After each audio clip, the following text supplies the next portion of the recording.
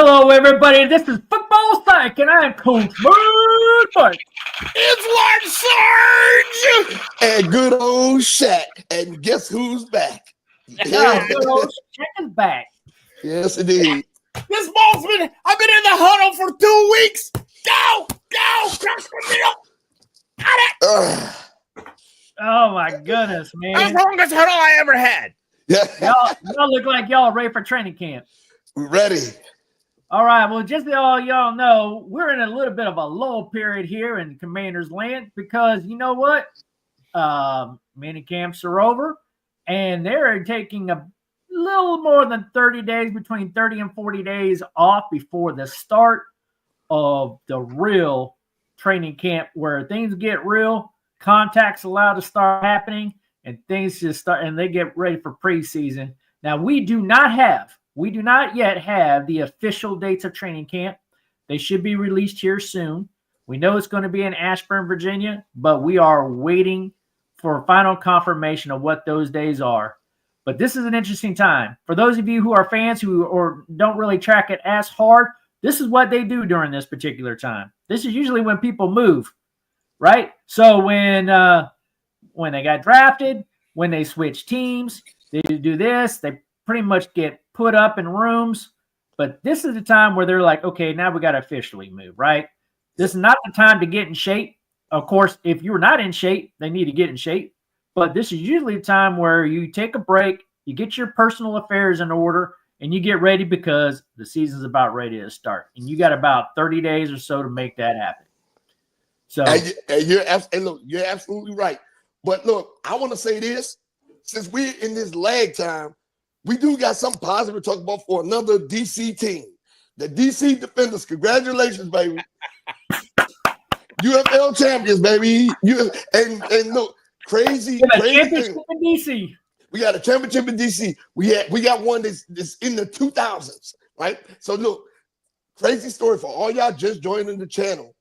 That is where I met Coach Mad Mike at a DC Defenders game. Yeah, That's right. We sure did. Yep, at a DC Defenders game, and we've been kicking it ever since. Look at That's us now. Look at us now. And I tell you what, I'm kind of glad I showed. You know, I wasn't even planning on going to that game. Someone talked me into it. Yep. And the person who talked me into going didn't even show up. So then I ran into you. Yep. And then the rest was history. The rest was history. And I'm gonna tell you, this year, I think I only missed one game this year, but I went to all the home games they had. I was there. Yeah. Especially the rain game when we played the Battlehawks. I was like, oh man, we need this game, but they made up for it in the playoffs. You know, at the beginning of the year, I remember you talking trash about how bad they were, how awful they were. Mm-hmm. They wanted to be the champions. Last year They were awful. Yes. And that's what I said. Reggie Barlow, I was like, when they let Reggie Barlow walk, it's like everything changed. They went more. Well, I mean, you got a new coach, right? Brand new coach. Yep. Top coach leaves, you get a new guy in. Whole dynamic changes, right? Yep. And the team rallied around him. Offensive coordinator was doing this thing. Now I'm gonna tell you, there are some guys on this roster I feel like I believe deserve a chance, right? One, their receiver. The receiver, I'm about to look up his name. But the Redskins should bring him in. Let him try out. Because he would, Noah Brown, we don't know what's going on with him, right? So he would beat out Gallup for a spot. There are a lot of guys on this roster he would beat out for a spot. If Jordan Ta'amu had this guy looking so good, man, a team in the NFL would be dumb not to give this guy a look. I'm going to tell you his name. Well, while you're looking up his name, I love how Jeff Fitz, gave a shout out to the Army birthday.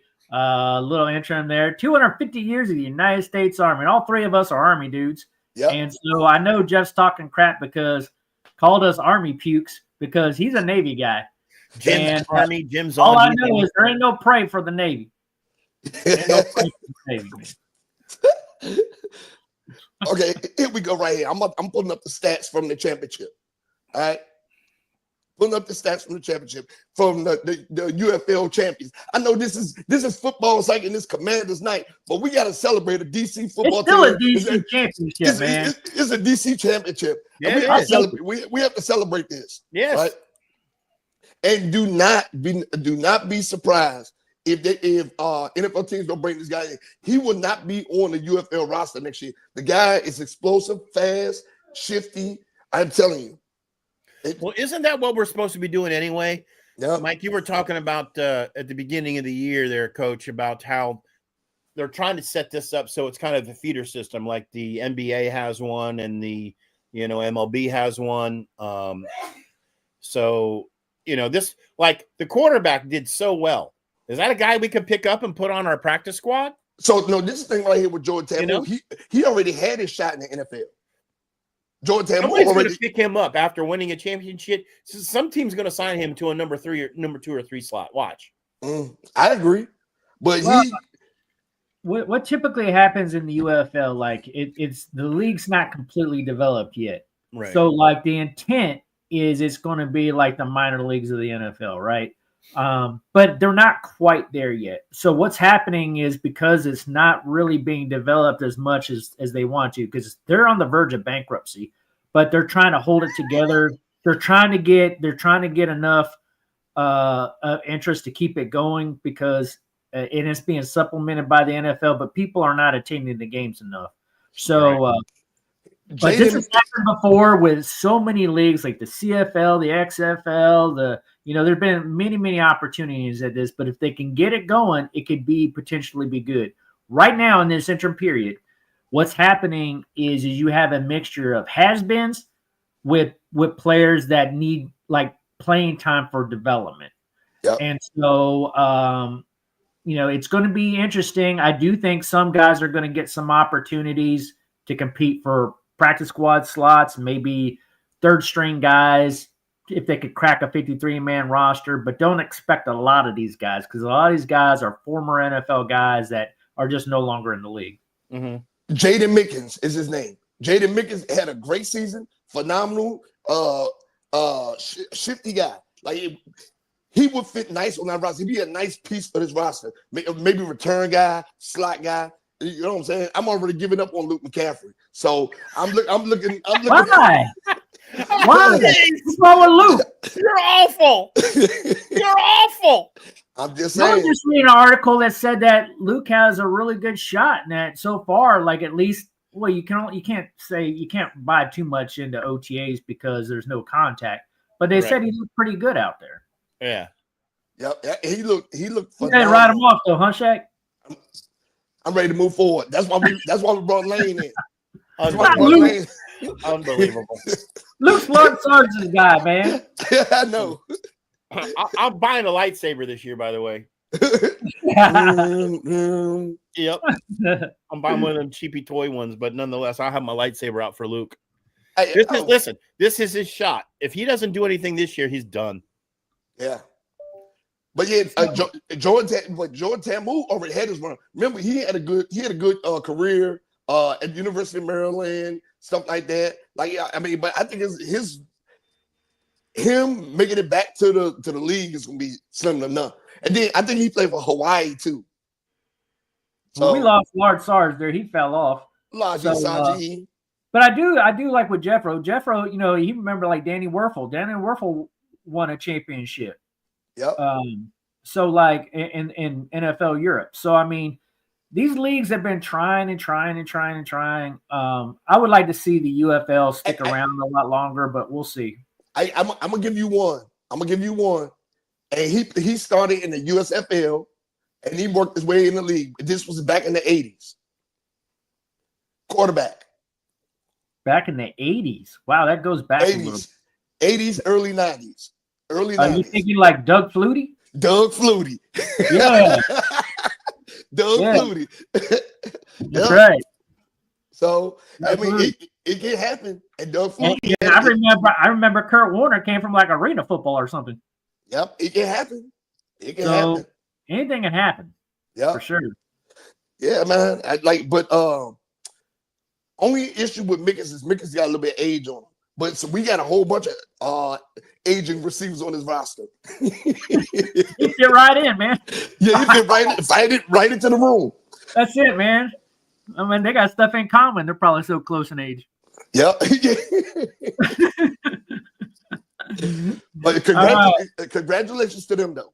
I just want to give them a shout out. Send me some gear, defender. Send us some gear. All right. That's right. Hey, I tell you what, man, but I got to get back to some of those games and stuff. And, you know, I do hope some of those guys get opportunities. I mean, that's what they're trying to do. You know, they don't get paid barely anything, but they're trying to chase their dreams, right? Yep. And you know, you play as long as you can play until you got to hang up the cleats, right? Yep. And you don't know when that time's going to be. So, but like, it'd be great if we get a guy in there that can do it.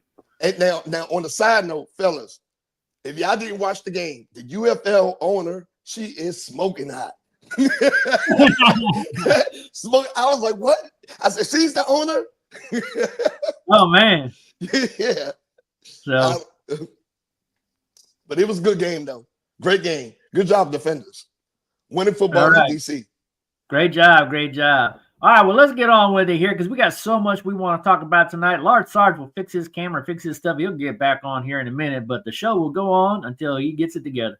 All right, so big things to talk about here. I throw this one up front. Right now, we are a little over $21 million of available cap space, but we have two priorities that we are working through right now. Two major priorities. One is we have one rookie, Trey Amos, our corner, who still has not signed his rookie contract yet. And we got to agree to terms. We haven't been able to do it yet, but they need to use part of this time to get that deal done. The other one is Terry McLaurin's contract. What I'm hearing is that a deal is close, but even at $25.5 million that he's due right now, that puts him in the top 17 receivers in the league. And I don't know how much more money he wants. But he's 30 years old. I know he's the fan favorite. I know you got your viewpoints. What are they, Shaq? Let Terry go. Woo! Let him go. Hey, and when I say this, when I say let Terry go, because next year is going to be a great class of receivers, right? Let Terry go for draft capital. We don't have any draft picks next year.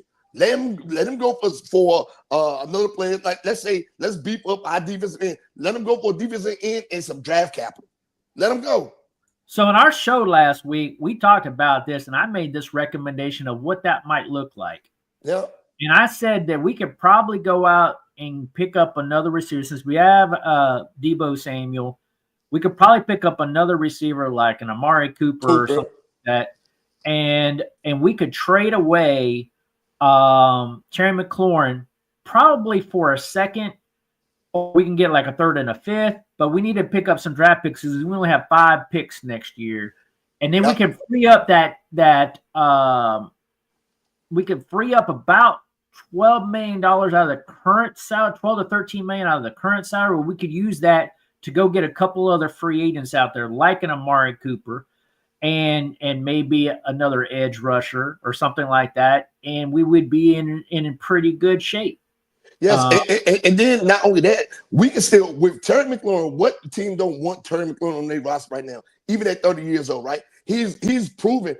Look at the quarterbacks he's had. How many times you heard me saying, look, this man has had over 1,000 yards receiving every year, and look at the quarterbacks he's had. He's had a Heineke. He had a busted Alex Smith with no arm strength. He had a butt fumble Mark Sanchez. He had Joshua Dobbs, Josh Johnson. Like you name it. This guy has had terrible receivers. Terrible quarterbacks, and still found a way to make for 1,000 yards a season. Now, he's worked every dime of it. Last year, he showed us what he could do with a great quarterback. So there are teams that could use him. We could get a third and a fifth for him and a player, maybe 2. Right. At this age. Now, but him at 30 years old, expecting $30 million a year is just not going to happen. Right? Well, word is it might happen. I'm hearing that this team just doesn't want to let him go, and they're trying to make a deal done. And I wouldn't be surprised, fans, if he doesn't work a $30 million deal out for like 3 years, which I don't like because that's going to put him like 33, 34 years old by the time this contract is up. I Yep. wouldn't, if they do it, they'll probably make the first 2 years guaranteed, where the third years could be voided out. Yeah, and then In case. after all that, we know if anybody's played football, it takes a toll on your body. It's just like being in the army or being in the military. You out here, you grinding every day and stuff like that. You hit those peak years, 27, 31, when you take your physical fitness test and the bar is real high. It's the That's same right. thing. It's the same thing in the NFL. The NFL, you hit those peak years, 27 to 31, right? We doing military comparison since Army guys, Army birthday just passed. So he's about to be signing outside of those prime years, still wasn't prime money. And this is some we should have long term. We should did a 5-6 year deal on the first time around. That would have carried him to 32 years old. Right. So I see what you say, Jeff. You know, you're talking about guaranteed money hurts the team, but for some reason, like that Pandora box has already been open. yeah, When owners started doing that, where they started guaranteeing a lot of money, now every player expects it. that's right. And then They're like, I want my contract and I want the guaranteed money. yep. And so unless they get back to a collective bargaining agreement where they can get that out of there, I mean, that will be the Players Association will fight that, obviously. That ship has already kind of been established, and I don't think there's getting away from it now. And some of the things that I know of is fueling his fire.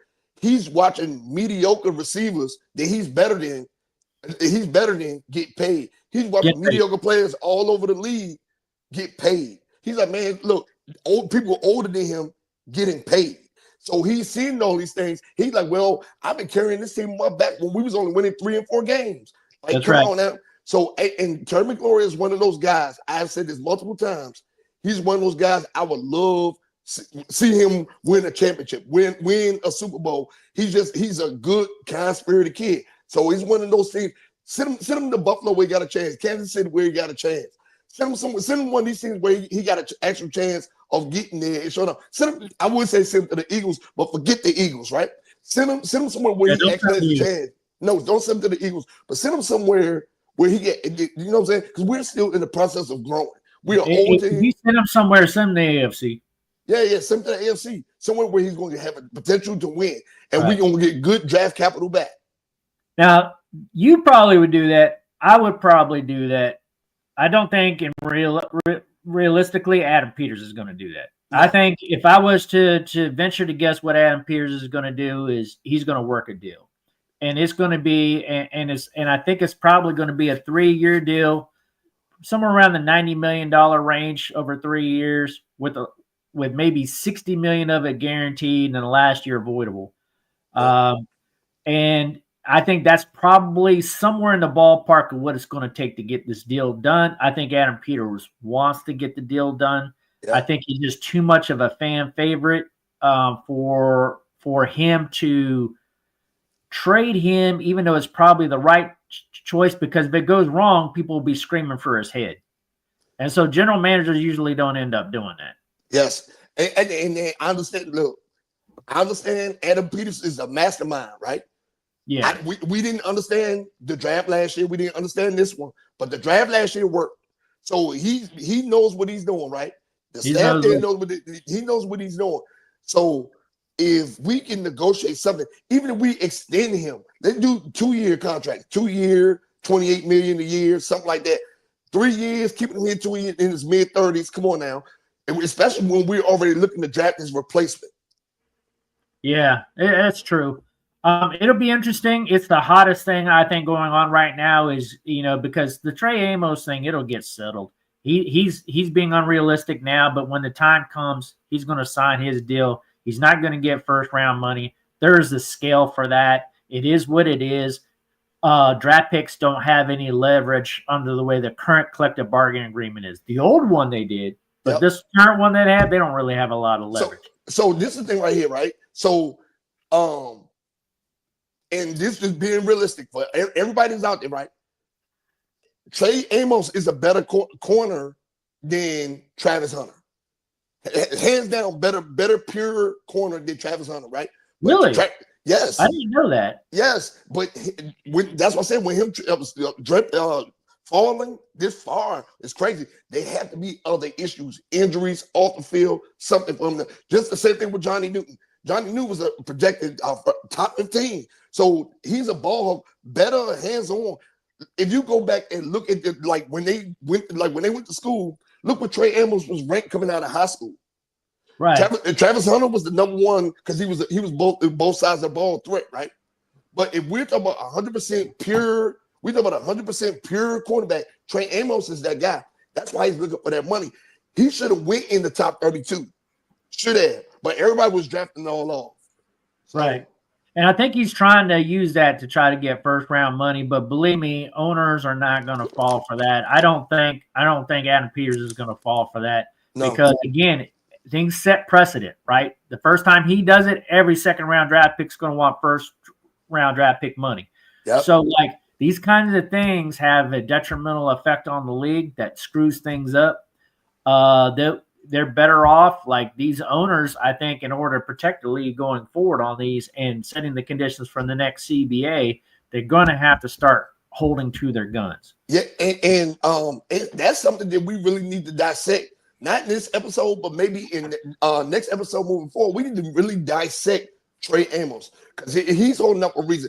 We need to pull film on him, footage on him, watch everything. Like I said, I watched some of his highlights, his clips, and stuff like that. I even watched a couple of games. And he's one of the best pure cornerbacks in this rookie class that came out. So I get that, right? But here's my point. He went in the second round. Yeah. So like when I think of things from like a GM kind of coach thing, I'm like, you are where you got drafted. Yeah. Until you prove something else, that's who you are. You are a second round draft pick. Yep. Now, until you start taking NFL snaps to prove yourself differently, obviously that changes everybody's value, right? But like when you get drafted, that's who you are. Yep. And then I want y'all to once we get off of here and all the fans on here, I want y'all to go back and look at his highlights. And then I want you to look at the cornerbacks that was drafted for him highlights. We got to steal with him. Okay, that's good. So yeah, we got to steal with him.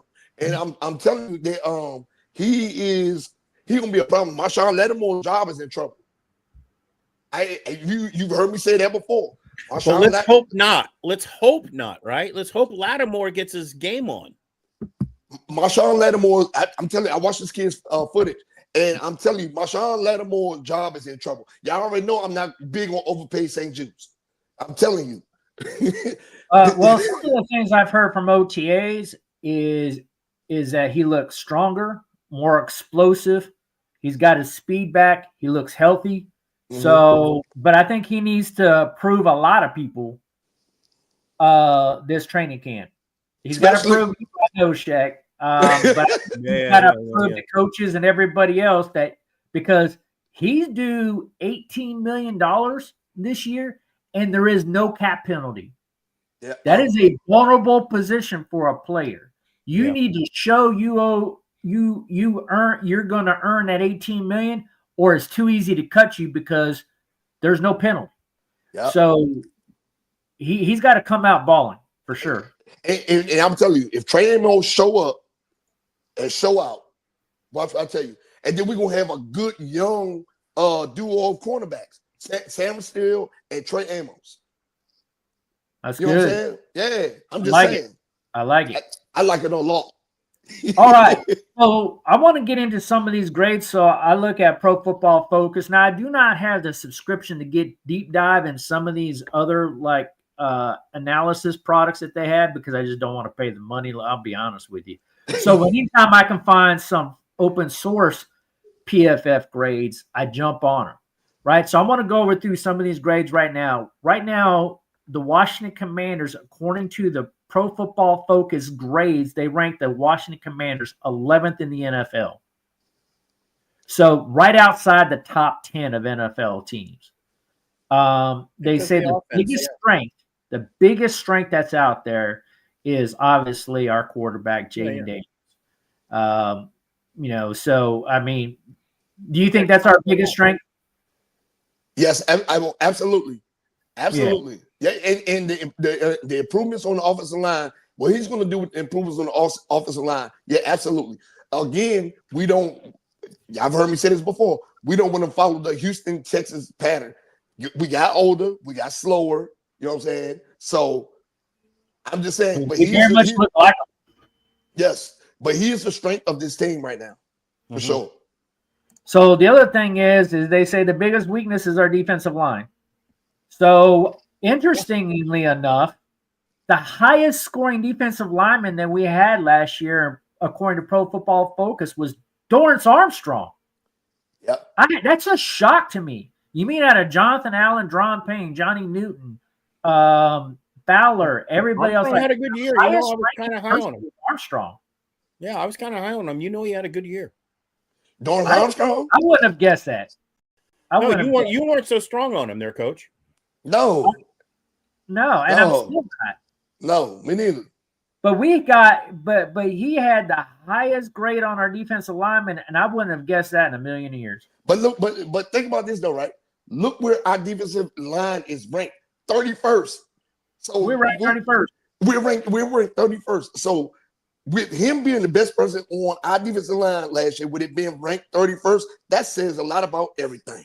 It goes to show you, we weren't as good on the defensive line as we thought we were. No. So when we let like a guy like Jonathan Allen go, and we went and picked up some other guys, okay. I don't necessarily like the guys we picked up. We'll talk about that. Some of them have some interesting grades, and I got mixed feelings about it. So we'll definitely get into that. So, all right. They say our X factor is Marshall Lattimore. Depending on how he turns out, he could either be the biggest thing that holds us back, or he could be the biggest thing that propels us forward. Yes. I agree totally. He's either going to show and be the X factor, or he's going to be the X dud. Shaq is like X dud. He's done. Shaq's already written him off, which is why I want to root for him even more. Right? Not because I want to prove Shaq wrong. It's just that I kind of want him to be wrong because I want us to do well. I'm gonna tell you the X factor on his defense, and it's not Marshawn Lattimore. Who is it? I'm gonna tell you the X factor. It's two of them, and it's not Marshawn Lattimore for sure. If he shows up, he shows up. Overpaid St. Jude's, good to go, right? But Dron Payne and Johnny Newton in the interior, right? Those two and the growth and progression of Sam Rastil. Okay. Those are the ones. I say those two. Sam Rastil, I agree with you on. But the interior play too as well, because Johnny Newton is stepping into starting role this year. Well, they're going to need to do better than Armstrong, right? So that's why I said Dron Payne, we already know he get a little up there in age and all that stuff. He got his money from the league, all that stuff. So he get up a little up in the age. So I'm going to go ahead and drop Dron Payne off and say Johnny Newton and Sam Rastil, because now starter. Like there's no rotating in. No, you're on the field. Starting 11. Sam Rastil's on the field. Starting 11. Those guys, I'm more concerned about their growth than overpaid St. Jude's being an X factor. Mm-hmm. That's just me. Right. So the next player to watch, they say the rookie to watch is Josh Connerly. I don't think this is. I think it's Trey Amos is the player to watch. I agree. Either Trey. Go ahead, Coach. My bad, Coach. No. Yeah, I was just trying to say the thing about Josh Connerly, I think he's going to be trying to compete for the right tackle spot, right? And because they really want Brandon Coleman to play guard, I think, this year. Yeah. So that's kind of where I think they're trying to push him to if he's ready. But there's no guarantee he's going to be ready, willing to go. Yeah. So yeah, what did you have there, Shaq? Now they say Josh Connerly. Okay, cool. Now again, he's not taking Laramie Tunsil's job, so no. he's gonna play on the right side. But I'm gonna say the rookie to watch, and I said it before, Zane Medrano, Trey Amos. Zane Medrano. I was right. I'm telling you, Zane Medrano, the guy, he was one of the fastest linebackers in the draft. He had an excellent career at UCLA. Trey Amos, I'm already expecting production from him. But the rookie to watch is Zane Medrano. Okay. All All right. Do you have a particular rookie that you're out there looking for, Large Sarge? We'll see what Amos does. Yeah, I'm kind of very curious about him. I think that was their best pick. Yeah. You said that. I tell you, I'm not a fan, and I'll go on record of saying it again. I was not a fan of Josh Conerly. I mean, if he pans out, if he's like the next Trent Williams, then okay. But if he ain't the next Trent Williams, then like, what the flip are we doing? I told y'all we should have traded back and got some picks. Yep. And gotten healthier and younger at some position. And look, and I'm saying, the only reason I'm saying Zane Medrano, because of he's a hybrid kind of player, not too big, not too small. You know what I'm saying? He gonna get a lot of burn this year. So is he pretty fast? He was the fastest linebacker in the draft. Okay, all right. No. I'm gonna say no. Yeah, fast linebacker in the draft. Yeah. So because his size, he went so late. Yeah. So we still don't know the whole status of Sam Cosmi, where he is with his injury, but we believe he's not going to be ready to go by week 1, which means he's going to miss the whole offseason. He's going to be injured. He's going to be a slow start into the season. I would not expect a lot out of Sam Cosmi. So I think what the idea is move Andrew Wiley into right guard. I would love Brandon Coleman to fight for that too. And then whoever one loses out, move him to left guard because Allegretti needs to be replaced, in my opinion.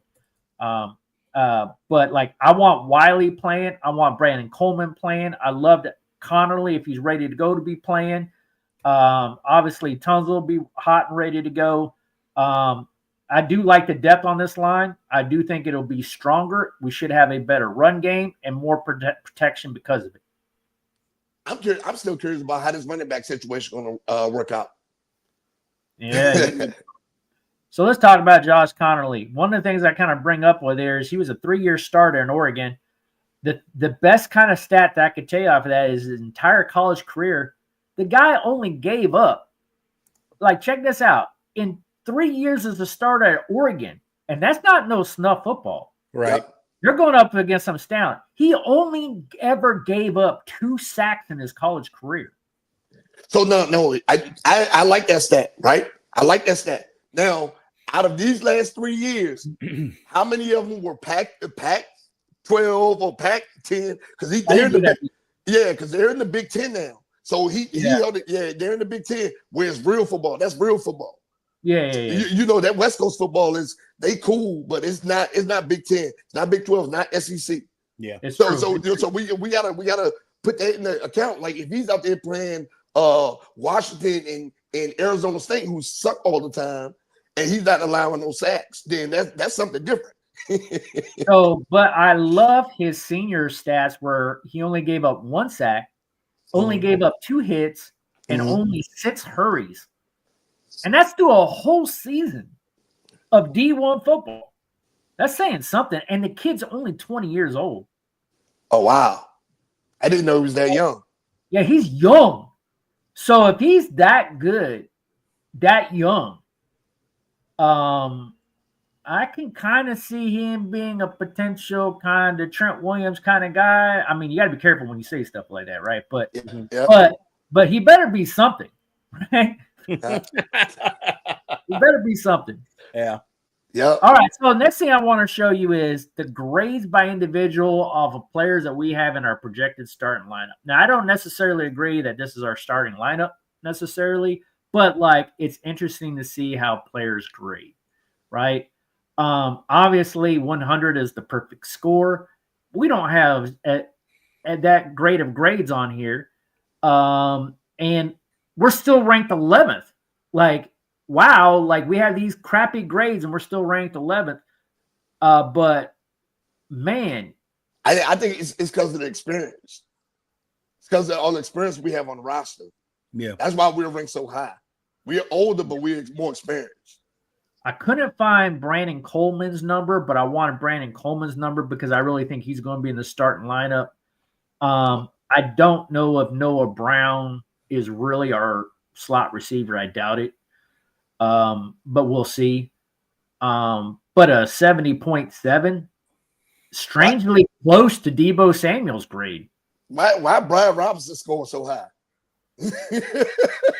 Well, if he graded like a school grade, that's a low C grade. But let's back up for a second and talk about Noah Brown, because he was carted off the field. Now, I know Coach and I talked before the show, and the news didn't report this correctly. Apparently, the corrected news is Noah walked off the field, then threw his helmet down, and then they put him on the cart and took him away. But I have been on and talking to all the fans who want to know up here. I see them every day. Washington has been so tight-lipped about what happened. There is still today, 4 days later, there is no news on what his status is or what the injury was. I mean, but to me, that tells me that it's not a big deal. Because if it's not a deal, then why didn't you say? Yeah, I mean, because if it was a big deal, they'd have been like, hey, he's out for the season. They would report something as a real injury. Other than that, it just tells me, like, they carted him off for precautionary reasons. He's okay. And believe me, like, we have, like, over a month before they show up for training camp. And then, man, listen. They'll reevaluate him when it gets close to that time. We can live without Noah Brown. I don't know why y'all got so much faith in Noah Brown off of that one Hail Mary. That was luck. Like, because he's the second fastest guy in the receiving corps. That's why. He's the fastest guy? Second. Oh, second fastest. Who's fastest? McLaurin. I know it. Oh. I think Deebo Samuel's probably up there. That dude's fast, ain't he? Yeah. But yeah, for his size. Noah Brown, I'm like, we can live without him. He got hurt last season, and we did. I mean, I couldn't even tell he was gone. You couldn't tell? couldn't even tell he was gone. He did. He did. You were a trip, man. You were a trip. He got hurt last season. I couldn't even tell he was gone. You right or wrong? Trip, brother. I mean, we never like. I don't recall him really having a really good game last year. Yeah, he had the Hail Mary highlight, but like, do we call him actually having a good game? No. Where he put together some really memorable stats? Not really. Even Jack is saying it looks like he's out for the season due to injury. There are so many rumors up here on this guy because they are tight-lipped. I don't agree with you, Coach. If it's nothing, then you don't have to agree with me. If you don't have to agree with me, but usually they come out and tell you if it's something. And if they don't know, it's because, okay, maybe there's further testing. Maybe they want to see what it looks like after swelling comes down in a couple weeks. I mean, who knows? So if I sneeze, I walk off the field, and then I get carted, nobody should ask any questions. Everything's fine. I mean, no one asks a question. Yeah, I took the car off the field. I threw my helmet down in anger because I'm upset. Don't worry about it. Guys, why are you asking? What's this Noah Brown? Like, what's here? You're missing the point, Laji Saji. Hear me out, Laji Saji. He's last not even year, when he got hurt last year, there was no drop off in our offense. There was zero drop off in our offense once he got hurt last year. So, are we really missing anything? I mean, we didn't throw any more Hail Marys after that. No more. We ain't throw no more. Well, we can't say that. There was some Terry McLaurin with some bombs. Yeah, he did. So, I mean, we'll get reports on Noah Brown. Give it a couple of weeks. It's no time to panic. I mean, we're 6 weeks away from like football getting serious, right? Yeah. And even if he did bang up his knee pretty bad, a lot can happen. A lot of healing can happen in 4 to 6 weeks.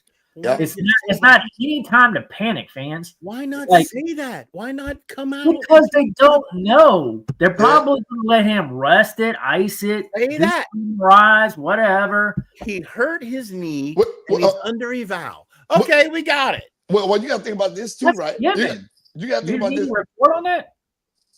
I'm saying you got to think about this too, right? So we in OTAs, we and stuff like that, but football is not the talk of talks right now. You got to think about this. So, like UFL defenders, okay, they won the championship, but now it's baseball, it's UFC, it's basketball because the championship is going on. Noah Brown being hurt is nobody's news. I'm just saying. Who's writing the story on that one? Yeah. Who's right? Who's you have him slotted as the number 2. If I was a news reporter and you wanted me to do a story on Noah Brown, I would wonder what you did to piss me off. What I do to piss you off? I don't want to write that story. I'm just saying. That's a waste of my time. I mean, Yeah. we're 4 to 6 Noah's an weeks away from aggressive, training sizable receiver, and he plays aggressive, and that's camp. important. Well, whatever. He's not that big of a deal. He- So Okay. what I'll tell you is what I highlighted in yellow on this chart is guys according to PFF. Like if I was to grade like a school paper, those look like failing grades to me. Like those are not great things. So like in a particular note, like I bash on Allegretti all the time, right? He's a backup at best. If he was off the team tomorrow, I would not lose no sleep at all. I'm actually shocked he got a 59. He's almost a D. Yeah, but he's still he's an F plus. F plus. Yeah, that's how I'd rate. I saw a couple flashes last year. What I'm plays shocked that he is our just was defensive the man, line. right? But for the most part, I was on his butt all year saying how piss poor his play was. Yeah. I was not expecting our defensive line to look like. Now I understand why we were 31st in the league, but like, Well, I'm gonna tell you. bad. I'm gonna tell you why. Ken Law ain't never been good. We discussed this already. Why we paid him all the money we did, who knows? But Deron Payne's age is why his score so low. 3 years ago, when him and John Allen was killing everything, I guarantee his PFF was like 70, 75, 80. Why is Johnny doing so low? Because we don't know what we're gonna get from him this year. We want to see. Remember, he was still coming off an injury last year. We didn't get a full season of football out of him. So we're about to get a full season of football out of him. So we don't know yet. If anything on this chart, I would have switched Allegretti's score with Igbenogany. Igbenogany. Yeah. Yeah. I think his play is better than his score shows. Now this is just me. Bobby Wagner score based off of last year. It was good to go, right? 80, 89, that's a stretch for Bobby Wagner. Frankie Louvu's score should be higher. Yeah. Frankie Louvu's score should be way higher. Frankie He should Louvu be had a good year. higher. Like I can't believe he got it so low right there because I thought he balled out all year. Yeah. So I want to give you a couple other names on here that I found that is kind of interesting because it changes the shape of the narrative a little bit, right? So we let Dante Fowler, obviously he wanted to go back to Dallas. He wanted to go back home. He scored a 60.5. So I say that because we went out and got edge rusher Dietrich Wise, who is a 59.7, close, only a 0.8 off, right? And Dietrich Wise is being projected as a guy who will have a higher snap count than Dante Fowler will. That'd be positive. Well, So I mean, we brought all these bums in. Were they professional players? We did professional players, but there is no growth in this defensive line. We was 31st in the NFL. Yeah, and it doesn't look like we improved anything. Look at these grades. These grades are horrible. Yeah. So I'm like, Dietrich Wise, we brought him in. There's no growth. Zero. Look at Will Harris's score. He's a 61.5. He's replaced Jeremy Chin, who graded out as a 65.2. Yeah. So we did lose a little bit there. Yeah. Why we let Chin? I'm still confused about why we let Chin go. One thing I don't understand. They can afford to pay him. Yeah. Now, if Adam Peters is looking at grades like this might be the reason why he wants to re-sign Terry McLaurin, because I did look up Amari Cooper's score, and he rated out as a 68.7. And that's because of his age and injuries. Yeah, age and injuries. Yep. So if you compare that to Terry McLaurin, you almost feel like, man, we really got to re-sign Terry McLaurin, right? Well, I know who scored too high. McLaurin's got to be resigned. Yeah, no, I'm just saying. Yeah, I know who scored too high. And I'm going to tell you something on that note. On that note, Noah Brown goes down as a number 2 for whatever reason, and they're all quiet. Guess what just happened to McLaurin's price tag? His agent's going, I think I can squeeze another $2 million out of this. And that Noah Brown has not had that much impact on the receiving core. Yeah, I no, he would not. When he got hurt, when he got hurt, he's the number 2. He's not the number 2. He's number 2. Number 2. When he got hurt, there was no drop off in the offense last year. We did not lose any production when Noah Brown got hurt. As a matter of fact, he was so irrelevant. Any receiver we lose to injury right now for whatever reason, especially on a secret squirrel kind of thing, is only going to drive McLaurin's price up. I don't care. It is not. I disagree because first of all, like we never had a number 2 last year. Nope. And I will tell you, Adam Peters flat out believes Deebo Samuel's number 2. Whether we agree with it, don't agree with it, whatever, they believe it. Yeah. So when it comes to Noah Brown, Luke McCaffrey, Lane, all these other guys that are on this roster, they're all competing for the slot position. Yep. And if Noah's hurt, okay, that's one less in competition. You just now drop the number 4, number 5 on this roster if you make the team. And they brought in, and I'm gonna tell you how much they don't have faith in this receiver core. In the undrafted free agents, we brought in a whole bunch of defensive backs, we brought in linebackers, and we brought in receivers, a bunch of them. And we got one receiver that was out of like, didn't we bring in a receiver? Where is he out of? Like Arizona or something like that? That's and like what happened with him? What happened with all of them? And no, and we got some, man, I'm telling you, there's some guys that undrafted free agency class that's going to make this roster for sure. All right. All right. Well, let's keep going. So the current 2026 draft picks, we only got 5 again. We do not have a second rounder. We do not have a 4th rounder. So when I assess this looking ahead, I'm going to tell you right now, our roster's old. I would already say right now I want to trade out of the 1st round. Already. Yeah. I don't even care who's available in the 1st round. We're going to have, I expect this team to do well. We're going to be drafting near the end of the 1st round, hopefully. And I'm going to tell you right now, I'd want to trade out of that pick. Yeah. 20 or below. So on the last slide, they had Marshawn Lattimore scored too high at 56. He was scored too high. So again, 56 is too high. So really don't like him. He can kick rocks. So I'm a big proponent for letting him go for draft picks. I'm a big proponent of that. I'm telling you, we should have did it during the draft. It's not going to happen, though. It's not going to happen. So I can tell you right now. I mean, I hear you, Shaq, because you have some very, very valid points, my friend.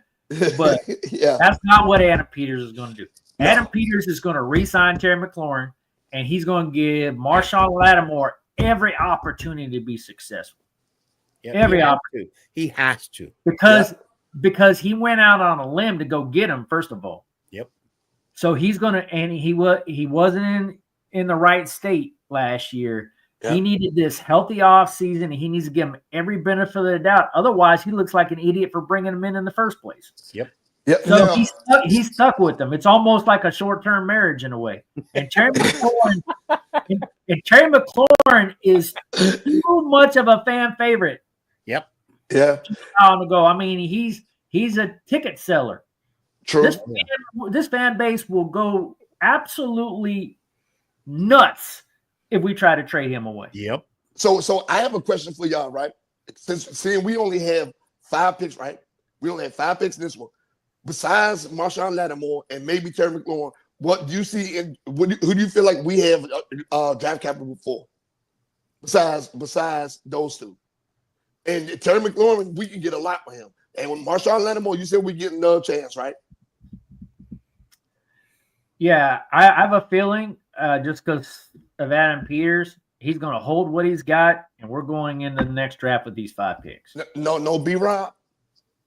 No, I think he's determined. Like, I think he believes that B-Rob is a complete back that never had an offensive line to run behind. But this is the year. I'm going to tell you right now, when B-Rob, this is a make or break year. If that dude does not rush for 1,000 yards, which none of us believe he can do it. Nope.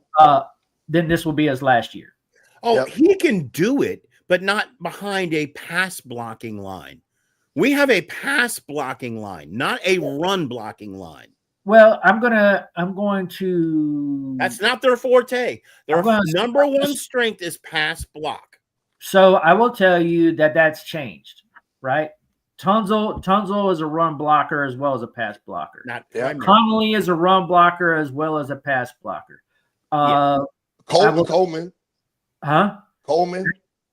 Yep, Coleman is another guy who can run block and pass block, right? So if Yeah, you they put can, those but their three- strength is on the pass block, not the run block. Look I, at I it. don't necessarily agree with that. If All you right. get all those three guys in there, now they are a little bit more balanced on pass and run. And I'm telling you, they have so much more weight and so much more skill on this offensive line that that B-Rob is not going to be able to use the excuse like, oh, I think that this is a pass rush team. That ain't going to Totally agree.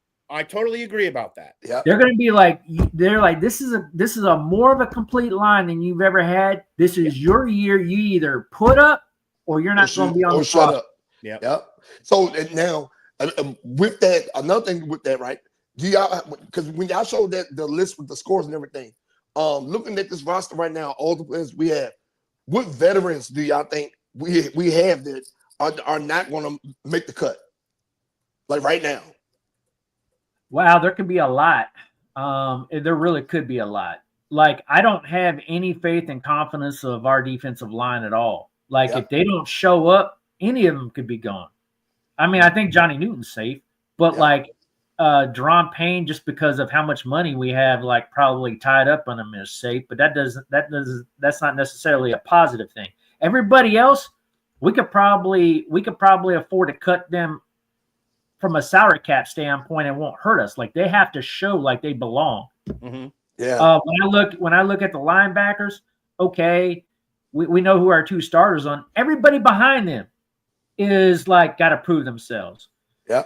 The corners, you get past the third corner, they all got to prove this. The secondary, like the safeties, come on, like Quan Martin might be the only safe guy out there. Yep. And I agree. Defense. Now, if I go to offense, oh my goodness, man, I don't even understand. Like, you brought this up multiple times. Why did we re-sign Nichols? Why did we re-sign Rodriguez? Like, these guys probably won't even make the roster. Yep. And Allegretti. You know what I'm saying? Like, we got guys. I'm like, hey, come on, man. And then bringing it. Yeah. I mean, there's a lot of guys. When you look at these tight ends, like, we got about 6 tight ends on this roster. And you know what? Like, I'm not impressed with any of them right now. None of them. That's why I was like, why are they re-signing Zach Ertz? Get somebody younger, fresher legs. And how many times have I brought up, like, if you watch all of our games, Zach Ertz wasn't creating separation no more. It was just the ball placement was great. He ain't creating separation no more. Mm-hmm. You know what I'm saying? John Bates can block. He's more of a glorified fullback right now. Yeah. Bench Knott did not do well. He's going to have to really grow this offseason. My boy Cole Turner got cut last year. Now he's back. He's going to be fighting for a roster spot. We got a couple other guys we brought in, but like there's nothing to be like excited about from the tight end position. So like there's some issues, man. And how about you? Like you brought this topic up, so there must be somebody besides overpaid St. Juiced. Which I know you want to. I want him gone. Right. But on the offensive side, I agree with everything you say on the offensive side, right? Oh, shit. But veterans, they might not make, and then I'm gonna throw a curveball in there, right? Because of concussions and injuries. Austin Eckler. Ooh, yeah. Hey, because we brought in the young guy from Arizona. Austin Eckler is another one because of age, injury issues and stuff like that. He might be out next season. He might just retire. Yes. This might be his last year. He's one to watch about making this roster. Yeah, that's what I'm saying. If he doesn't make this roster, this might be his last year. He's making the roster. Let's not kid ourselves. And off a name only, because he spent most of the year hurt last year. His name's enough. His name's he's on the roster. He never got going last year. No. Tell me a game where he showed up. A couple games. Then he got hurt. Is exactly what Chat's saying. He got hurt. Then it was a concussion. There was another concussion. I don't remember a good performance out of him last year. Maybe he had I'm wrong. A couple outstanding performances, and he was all over the field, running, catch, run. But that's where he made his money at, though, as a screen guy. That's where he makes his money. You know what I'm saying? So, and we love that screen. We love that screen. Okay, we got about 5 minutes left, so I want to show you a couple of things. Some other scores of I've got to show you the PFF scores of some of the free agents that are out there. So J.K. Dobbins is a guy that's connected with this team. We brought him in. We've kind of looked at him a little bit. We kicked the tires a little bit. We have not signed him. On the far right here, his projected market value is about $4 million. And the PFF score 66. Now, where does that rank him? That ranks him behind Austin Eckler as a number 3 running back. B-Rob and Eckler are both rated higher. I don't know if I agree with those scores, but do you think DK Dobbins is still, with that PFF rating, worth $4 million a year to sign? No, he can be negotiated. He can be negotiated. You know why? Even though that's the market value for him, negotiations gonna happen, and he would be the best. He would be the best running back on our roster. He would be. He would be the best running back on this roster. You know who I like on this list, honestly? Who's that? For us, the guy in last place, Cam Akers. I think he would be a good fit on the team. I do. I really do. Nah. I know. I don't know. He got the age, so. Yeah, I mean, he's young. He's young. He's young. He needs a line to run behind. He shows a lot of spark. I love spark, right? Yeah. And he's got spark. Well, when you think about not a bad pick.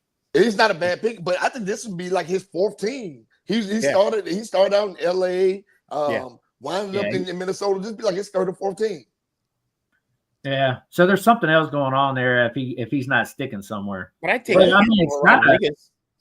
But you can bring him in for like that 1.1 million and kick the tires on him a little bit.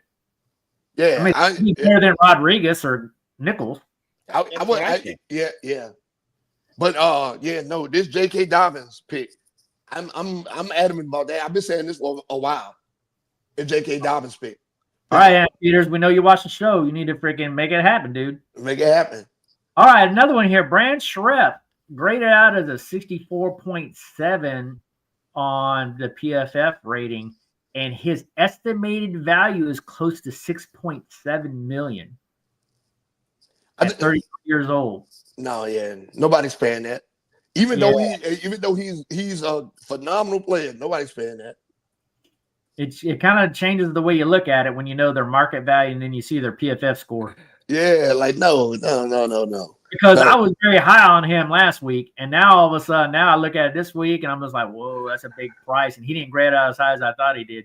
Yep.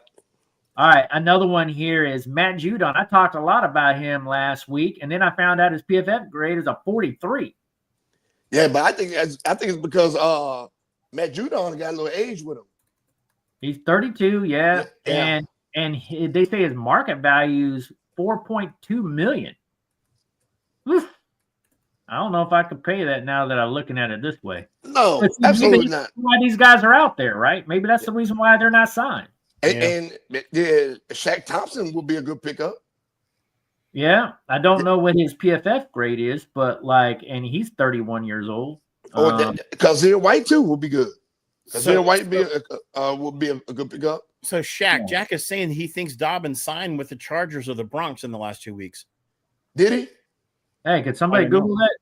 Yeah, hold on. Let me do my Googles because I've been going on the cruise for a week. Let me do my Googles. Get your Googles going, man. Because let me do my Googles. Scratch him off the list if he's no longer available there. And Matt, thanks for joining the show, buddy. You can verify with Coach.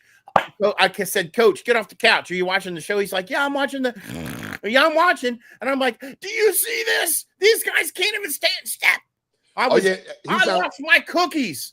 He signed with the Broncos. Coach, he's like, why are you so fired up, Sarge? And I was like, do you see what's happening on the TV in front of the whole nation? He signed to the Broncos. He signed to the Broncos. Okay. Good call. Yep. And look, and when I say because they lost Williams to Dallas, so that is going to help their ground game in Denver. As Bo Nix and J.K. Dobbins is going to be dangerous. Yeah. So we're sticking with the running back core we got, buddy. We're sticking with what we got. Yep.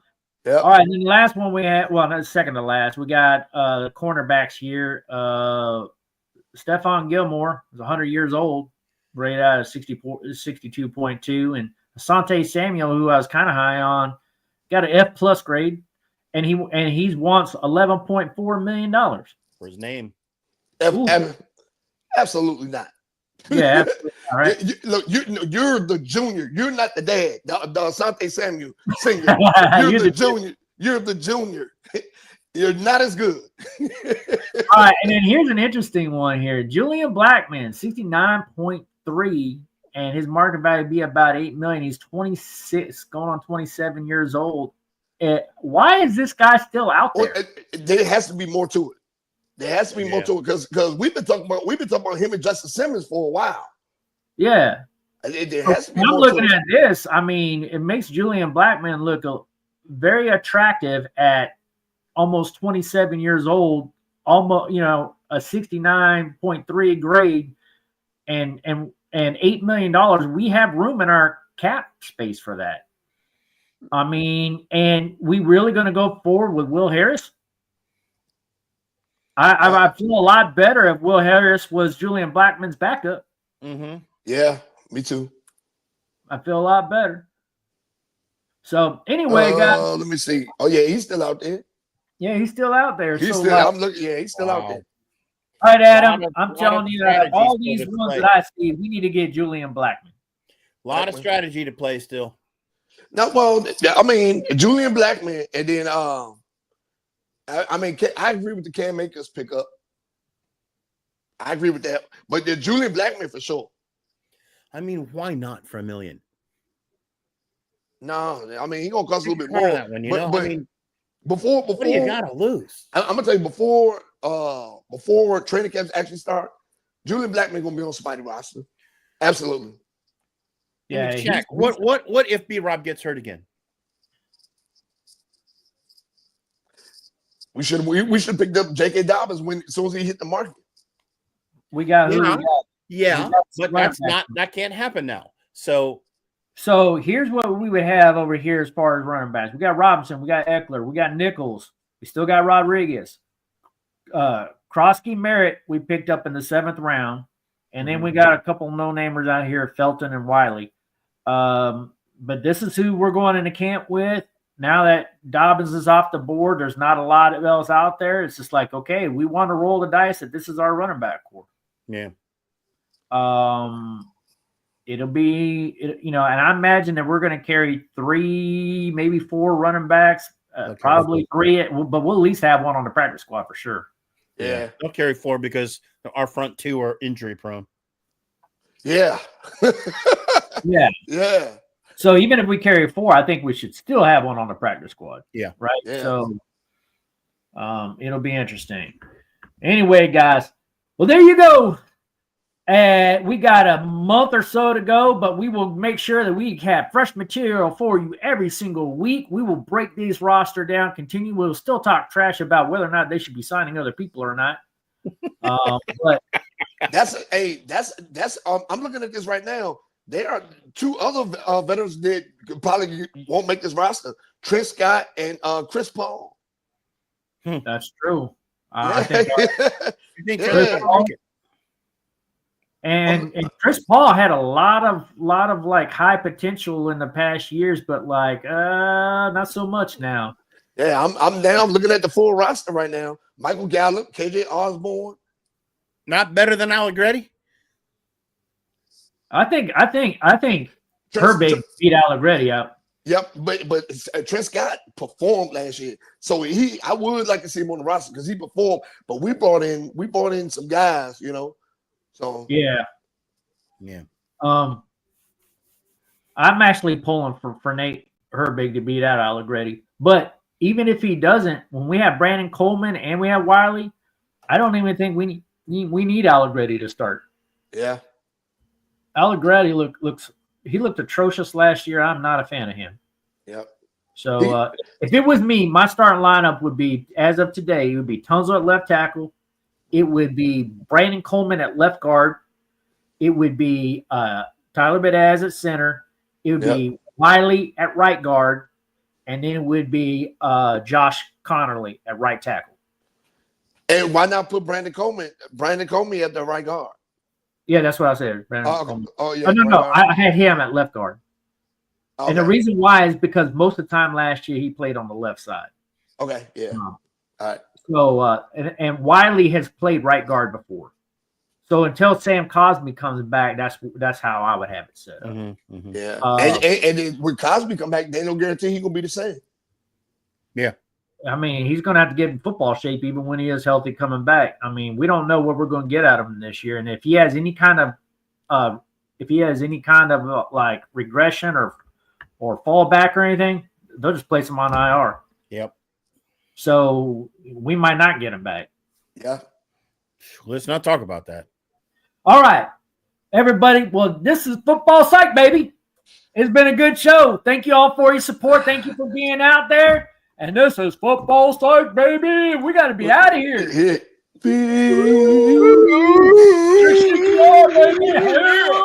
Hell. We got to end this show. Come on, baby.